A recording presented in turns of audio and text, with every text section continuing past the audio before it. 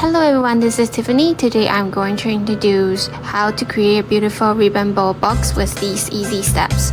First, let's start with 3 different lengths of ribbons. Take the longest one and fashion it into charming 7 loops ribbon bow. Firm the back with the wire and take the second longest ribbon to form a Z shape, creating a lovely 4-looped flat ribbon bow.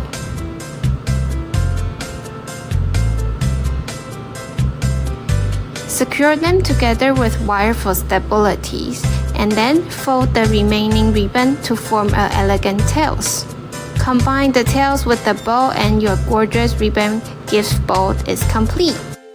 Decorate your gift box with these elegant ribbon with special shape to send it to your loved ones.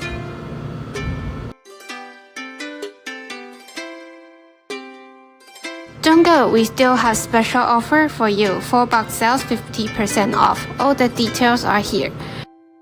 Get good quality ribbon and in low price. Bye now. Bye.